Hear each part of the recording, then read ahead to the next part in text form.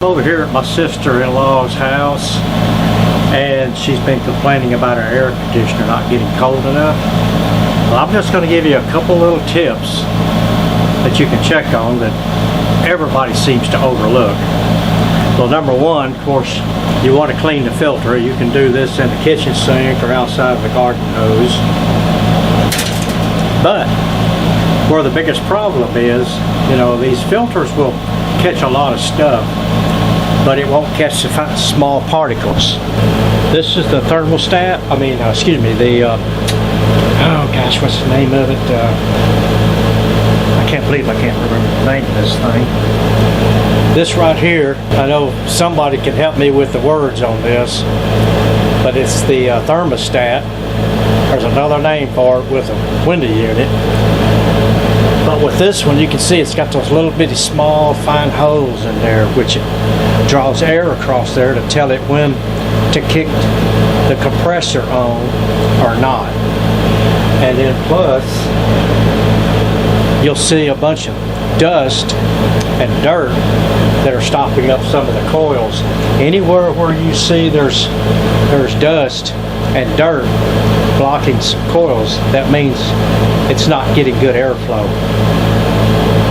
So now one thing you want to do, get you a spray bottle, fill it full of water.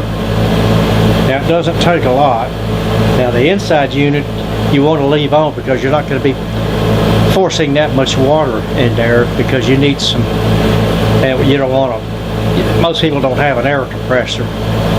They may have a vacuum cleaner that would, help some, but anyway, water does real good because you want to clean the dirt off of that thermostat.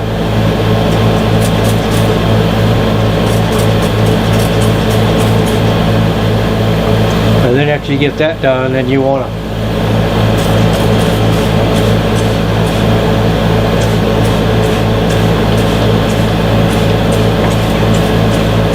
don't get the water on any electronic components. Stay just in the area where the filter covers up this is the evaporator coils.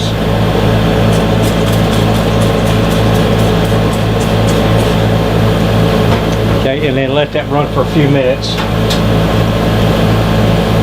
And then we're going to go outside and we're going to clean the condenser coils outside on the back of the unit. Now you don't have to take the unit out to do either one of these projects. You can leave them both in. You can leave it in while you do both these.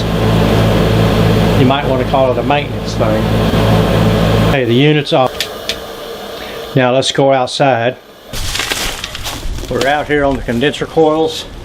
This is what we're going to spray down. Now it's best if you have a sprayer on the end of a garden hose. Doesn't necessarily need to be. You can use your thumb on the end of a garden hose.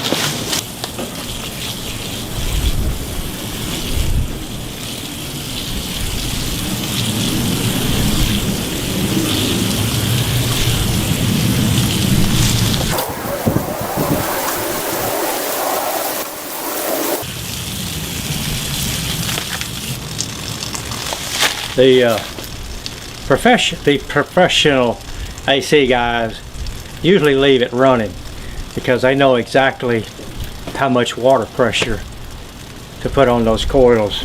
Being a homeowner, you don't want to take a chance of that water getting inside that condenser motor.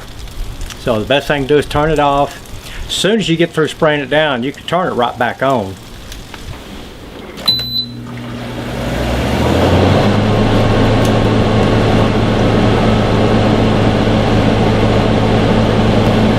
You're going to feel a little bit of moisture coming out of the unit itself, but that's nothing to worry about.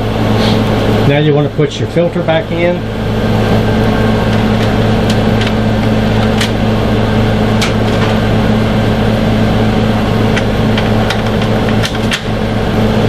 And then you should be ready to rock and roll, and it should start working better if it has not been working better. But I sure hope this helps. This brutal heat has been terrible this year. I think we're going to have a month long of 100-degree days. Do you want to keep your air conditioners clean and working?